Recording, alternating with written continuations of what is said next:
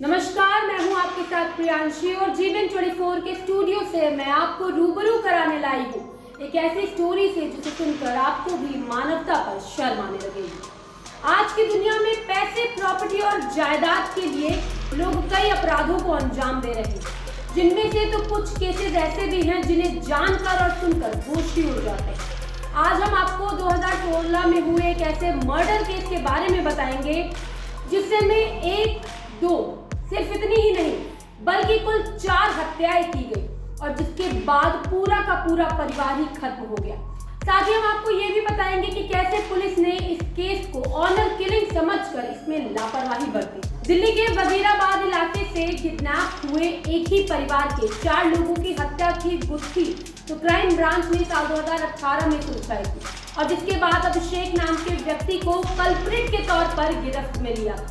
साल 2016 में नैना नाम की एक लड़की की हत्या कर दी गई। उत्तर प्रदेश पुलिस ने नैना का शव कार समेत एक नहर से बरामद किया था। अब बात करते हैं पुलिस जब मामले की जांच में जुटी तो मृतक लड़की के परिवार के सभी लोग घर से नदारद गए, जिसके बाद पुलिस इनको ऑनर किलिंग का मामला समझकर जांच करती रही और इस मामले में नैना के पिता वेद प्रकाश, मां साधना और भाई शुभम को कातिल मान लिया था।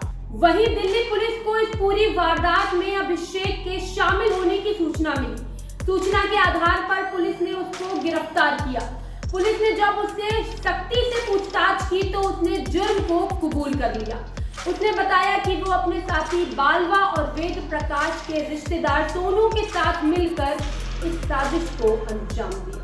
दरअसल वेद प्रकाश ने अभिषेक और रितेश को पैसे दे रखे थे। रितेश कभी वेद प्रकाश के गारमेंट की दुकान पर काम करता था, लेकिन ये लोग पैसा नहीं लौटा रहे थे। इस बात को लेकर वेद प्रकाश काफी खफा थे।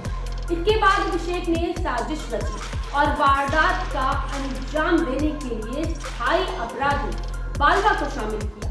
तीनों का प्लान परिवार की हत्या करके प्रॉपर्टी पर कब्जा करना था। प्लान के तहत अभिषेक ने हथियार खरीदा और उसके बाद उसने किसी बहाने से वेद प्रकाश को अपने साथ बुला लिया और इसके बाद उसने बालवा के साथ मिलकर प्रकाश की हत्या कर दी। दरअसल वेद प्रकाश को अभिषेक के साथ जाते हुए बेटे शुभम ने देख लिया था। अब उसने शुभम को भी बहाने से अपने साथ बुला लिया और साथ ही उसकी भी हत्या कर दी। इसके बाद अभिषेक ने वेद प्रकाश की पत्नी साधना को और उसकी बेटी नैना को भी बहाने से एक कर घर से बुलाया और उसकी भी हत्या कर दी और उसके बाद चारों के शवों को अपर कैनाल गंगा में फेंक दिया।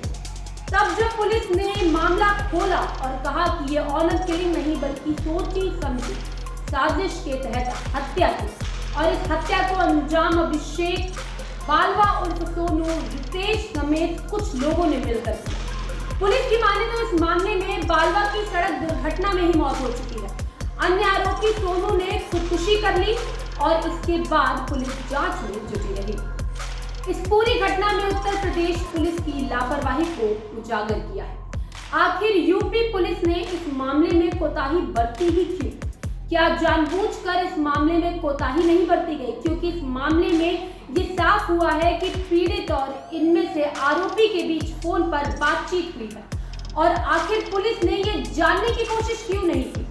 लेकिन आज तक इन सवालों का जवाब उत्तर प्रदेश की पुलिस ने हमें नहीं दिया। अभी के लिए फिलहाल बस इतना ही। ऐसे ही क्राइम से जुड़ी तमाम खबरों के लिए आप जुड़े रहिए जीवन 24 के साथ।